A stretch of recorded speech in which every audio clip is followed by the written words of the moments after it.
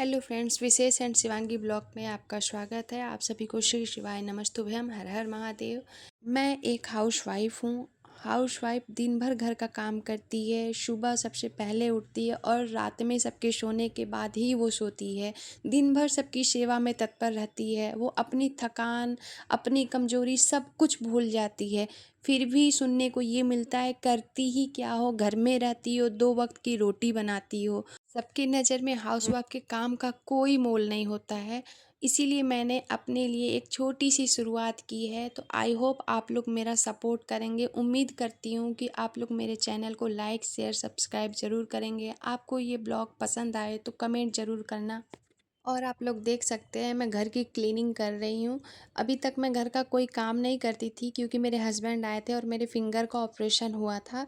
तो अभी वो चले गए हैं, वो आउट ऑफ कंट्री रहते हैं और मेरे फिंगर का स्टिचेस कट चुके हैं, तो इसलिए मुझे अब आराम है। तो इसलिए मैं धीरे धीरे घर का सारा काम कर रही हूँ। बच्चे स्कूल चले गए हैं तो मैं घर की क्लीनिंग और डस्टिंग कर रही हूँ क्योंकि काफ़ी दिन से घर का क्लीनिंग नहीं हुआ था।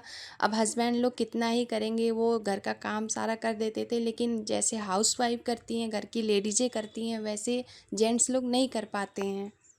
और हस्बैंड जी के जाने के बाद भी मुझे डॉक्टर ने रेस्ट के लिए बोला था। तो मेरे बच्चों ने मेरा बहुत सपोर्ट किया। वो स्कूल से आते थे, वो बहुत बड़े नहीं हैं, अभी बहुत छोटे हैं। और वो स्कूल से आने के बाद घर के सारे काम करते थे, बर्तन धुलना, झाड़ू पोछा करना। वो इतने कम उम्र में मेरा बहुत सपोर्ट किए। और एक बात मैं यही कहना चाहूँगी कि अगर आपके पास परिवार है और आपके दुख में वो परिवार नहीं आया तो उसको सुख में भी मत आने दीजिए। परिवार एक भीड़ हो जाती है। आपके दुख में जब कोई आपका हालचाल नहीं ले रहा है तो आपको कोई ज़रूरत नहीं है कि सुख में भी वो परिवार याद आए। मेरे हस्बैंड मेरा बहुत सपोर्ट करते हैं। मेरे हर सुख दुख में, हर चीज़ में वो सपोर्ट करते हैं और साथ देते हैं। मेरे मायके में भी मेरे माँ बाप नहीं हैं। मेरे पापा के 2 साल पहले ही डेथ हो चुकी है। तो मेरे हस्बैंड मेरे लिए मेरे दुनिया कहिए या फिर दोस्त साथी सब कुछ वो हैं। आप अगर दोस्त बनाना चाहेंगे तो वो दोस्त बन जाते हैं, बच्चा बनाना चाहेंगे तो वो बच्चा बन जाते हैं। वो हर तरीके से मेरा साथ देते हैं। पर कहीं ना कहीं कभी कभी ऐसा लगता है कि कुछ न कुछ तो पीछे छूट रहा है, जो कि अच्छा नहीं लगता है क्योंकि वो हम लोगों से बहुत दूर हैं। हाँ, बच्चों की पूरी बचपन जा रही है और मैं भी अकेले पूरी लाइफ काट रही हूँ। और सबको लगता है कि वो बाहर है तो बहुत पैसा कमा रहे हैं, पर किसी को ये नहीं दिख रहा है कि वो अपने परिवार, बीवी बच्चे से दूर हैं। वो अकेले अपनी ज़िंदगी काट रहे हैं, इनकी बीवी बच्चे अकेले ज़िंदगी काट रहे हैं, एक एक चीज़ को तरसते हैं, एक एक पल को मिस करते हैं, हर फेस्टिवल पे मिस कर रहे हैं। पर ये चीज़ कोई नहीं समझता है, बस सबको पैसा दिखता है। बच्चों को स्कूल छोड़ के मैं भी घर का सारा काम धीरे धीरे कर रही हूँ क्योंकि मेरे बच्चे ही अभी तक घर के सारा काम करते थे, मैं कुछ नहीं करती थी। बहुत दिन से मैं देखिए बालकनी नहीं साफ़ कर रही थी और यहाँ बारिश बहुत हो रही है, 3-4 दिन से लगातार बारिश रुकी नहीं रही है। तो मैं अपने बालकनी की थोड़ी क्लीनिंग की हूँ। आप देख सकते हैं मेरी बालकनी बहुत प्यारी लग रही है। मुझे पेड़ पौधे, फूल पौधे बहुत ही पसंद आते हैं। कभी कभी मैं निराश होती हूँ तो बालकनी में ही अपने पौधों को, फूलों को देख के खुश हो जाती हूँ। क्योंकि इंसानों से बेहतर फूल पौधे और अब जानवर लगने लगे हैं, क्योंकि इंसान अब आपका अच्छा देख के कभी अच्छा सोचते ही नहीं हैं और वो जल जाते हैं।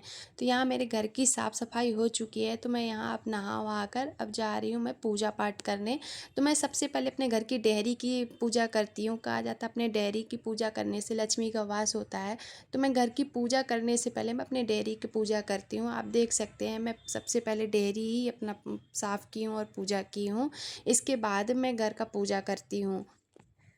अब मैं सीधे घर की पूजा करूँगी और घर में मैं भोले बाबा को रखी हूँ, तो भोले बाबा को मैं डेली जल चढ़ाती हूँ। कभी कभी मंदिर में नहीं जा पाती हूँ तो उनको जल घर पे ही चढ़ा देती हूँ और घर का पूजा पाठ करती हूँ और अच्छे से करती हूँ। मुझे पूजा पाठ करना बहुत अच्छा लगता है, मुझे बहुत शांति मिलती है। फिर यहाँ पे पूजा पाठ ख़त्म करने के बाद मैं जल्दी जल्दी खाना बना रही हूँ क्योंकि बच्चों के स्कूल से आने का टाइम हो रहा था। तो मैं यहाँ पे दाल चढ़ा दी हूँ। फिर उसके बाद मैं अपने लिए चाय बनाकर थोड़ा टाइम सुकून से चाय पीती हूँ क्योंकि टाइम ही नहीं मिल पाता है अपने लिए। फिर यहाँ पे मैं जल्दी जल्दी सब्जी बना रही हूँ क्योंकि बच्चों को लेने भी जाना है। बस अब सब्जी को मैं छौंक रही हूँ। सब्जी जब पक जाएगा तो फिर मैं जल्दी से मैं अपने बच्चों को लेने के लिए जाऊँगी, क्योंकि मैं ही हूँ घर में तो मुझे ही बच्चों को छोड़ना पड़ता है, लाना पड़ता है। चाहे मैं बीमार रहूँ, चाहे मैं ठीक रहूँ, मुझे ही सब देखना पड़ता है। यहाँ पे सब्जी हो गई है, अब मैं जा रही हूँ स्कूल बच्चों को लेने के लिए। आप लोग देख सकते हैं, अब मैं बच्चों को लेके भी आ गई और मेरे बच्चे आके बहुत खुश हो जाते हैं घर पे, क्योंकि उन्हें बहुत अच्छा लगता है। दिन भर वो सुबह से उठे ही रहते हैं, फिर स्कूल में पढ़ाई लिखाई होती है। फिर यहाँ बच्चे जब ड्रेस चेंज कर लेते हैं तो मैं अपने बच्चों को थोड़ा बहुत प्यार दुलार दिखाती हूँ। और हर पेरेंट को दिखाना चाहिए, क्योंकि दिन भर बच्चे स्कूल में रहते हैं, पढ़ते हैं, उनका माइंड फ्रेश नहीं होता है। घर पे आके थोड़ा उनका माइंड फ्रेश होता है, इसके बाद वो डायरेक्ट ट्यूशन जाते हैं। तो यहाँ पे बच्चे थोड़ा जब रिलैक्स हो गए तो मैंने खाना निकाला है, हम तीनों लोग साथ में खाना खाते हैं। और ना मेरी बेटी खाने में बहुत नाटक करती है, वो खाती ही नहीं कुछ, उसको ज़बरदस्ती बोलना पड़ता है बार बार, बेटा खाओ बेटा खाओ। उसको पता नहीं क्यों खाना अच्छा नहीं लगता है या भूख नहीं लगता। मैंने बहुत दवा कराया बट उसे खाना मतलब अच्छा ही नहीं लगता, जैसा वो खाना ही नहीं चाहती है। बच्चे खाना खा लेते हैं, उसके बाद मैं बच्चों का होमवर्क कराती हूँ। मैं देखती हूँ कि बच्चे मेरे होमवर्क में क्या क्या मिला है और स्कूल में क्या पढ़ाया गया है, क्लास वर्क क्या कराया गया है। तो मेरा बेटा थोड़ा हिंदी में बहुत वीक है, वो कुछ चीज़ें गलत लिख देता है। तो मैं उसको थोड़ा बहुत डांट रही थी कि देखो तुमने यहाँ गलत किया है, वहाँ गलत किया है। उसको मैं बार बार यही चीज़ सिखाती हूँ कि बेटा आप देख कर लिखा करो, आप एक ही चीज़ को बार बार गलत करोगे तो एग्ज़ाम में भी आप ऐसे ही फेल हो जाओगे, नंबर कट जाएंगे। उसको पता नहीं क्यों समझ ही नहीं आता है फ्रेंड्स कि वो कितना भी बोलो एक ही गलती करता है। आप बोलोगे देख कर लिखो तो वो देख कर नहीं लिखेगा, अपने मन से पढ़ कर वो लिख देगा, तो उसमें उसके मार्क्स कट जाते हैं। आता सब है उसको, माइंड बहुत साफ है उसका, लेकिन वो अपने हिसाब से करता है तो उसमें उसकी गलत हो जाती है। फ्रेंड्स आप लोग ज़रूर बताइएगा आप लोग को ये ब्लॉग कैसा लगा। ब्लॉग अच्छा लगा हो तो आप लाइक शेयर सब्सक्राइब ज़रूर करिएगा और कमेंट करिएगा। एक छोटी सी उड़ान है एक हाउसवाइफ की तरफ से, तो आप लोग सपोर्ट करिएगा, आप लोग से रिक्वेस्ट है।